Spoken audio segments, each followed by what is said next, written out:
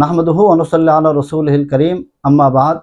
সম্মানিত দর্শক, কাছে এবং দূরে যে যেখান থেকে দেখছি, আমাদের মাদ্রাসা ফাতিমাতুজ জাহরা রাদিয়াল্লাহু তাআলা আনহা এবং মারকাজুল ফুরকান ইন্টারন্যাশনাল মাদ্রাসা, পূর্ব রসুলপুর ৮ নং রোড, রনি মার্কেটের পূর্ব দিকে, কামরাঙ্গীরচর, ঢাকা এর দাওয়াতি স্টুডিও থেকে আমরা একটি আজকে গুরুত্বপূর্ণ মাসআলা আলোচনা করব।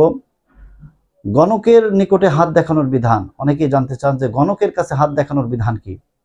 প্রিয় নবী সাল্লাল্লাহু আলাইহি ওয়াসাল্লাম হাদিসে পাকের মধ্যে ইরশাদ করেছেন, আবু দাউদ শরীফের 545 নম্বর হাদিস, নবীজি বলেন, যে ব্যক্তি গণকের কাছে যায় এবং তার কথা বিশ্বাস করে, সে মুহাম্মদ সাল্লাল্লাহু আলাইহি ওয়াসাল্লামের উপর অবতীর্ণ বিষয় থেকে নিজেকে মুক্ত করে নিল।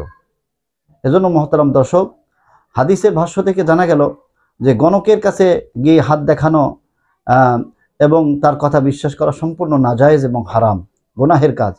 আর যে গণকের কাছে হাত দেখাবে এবং তার কথা বিশ্বাস করবে, সে ইসলাম থেকে বের হয়ে কাফের হয়ে যাবে এবং কাফের হয়ে যাওয়ার আশঙ্কা প্রবল রয়েছে তার ব্যাপারে। এজন্য ফাসেক হিসাবে বিবেচিত হবে ওই ব্যক্তি।